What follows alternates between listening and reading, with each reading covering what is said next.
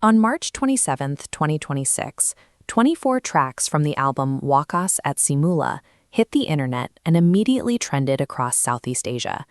The group behind the release, SB19, paired this sophomore album with a confirmation that they are officially booked for Lollapalooza Chicago, one of the largest and most influential music festivals in the United States. Performing at Lollapalooza places them in front of a sea of thousands of international attendees, moving their music out of regional digital spaces and onto a high-profile physical stage. This dual announcement isn't the result of a single viral moment. It is the outcome of a multi-year strategy designed to move the group from local idols to international performers. Their current position follows heavy training, known as the Ikalawangang Yukto era. This phase included 3 distinct EPs, Pugsibol, Pugtatag, and Simula at Wakas, where members trained up to 12 hours a day to refine choreography and vocals. During this time, they operated under constant testing, frequently having to justify their technical skill to a skeptical domestic industry before gaining traction abroad. With the release of WAKAS at Simula, the group is signaling the end of that underdog phase. They are transitioning into a self-managed period they refer to as their global era. By navigating that initial proving ground, SB19 gained the professional credibility and the financial capital necessary to launch their own independent business structure. Curious, leaning in, this shift relied on a specific structural change.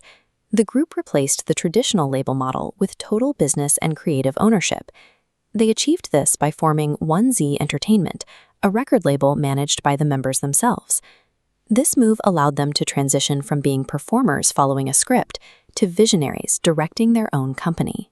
This independence allowed SB19 to oversee the entire production of their 24-track album.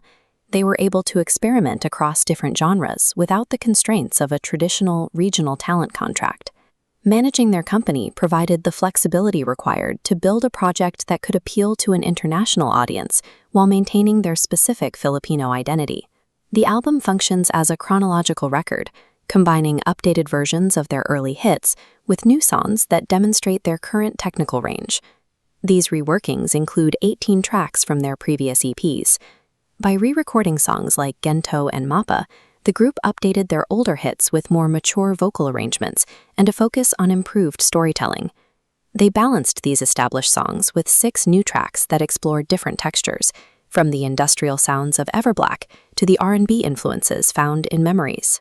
To expand their international reach, they also collaborated with artists from other markets. The track Emoji features Jolin Tsai, a prominent figure in the C-pop scene. On the song Toy Friend, they worked with the Japanese group Be First.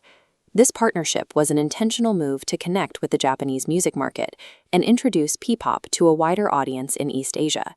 These collaborations are strategic tools.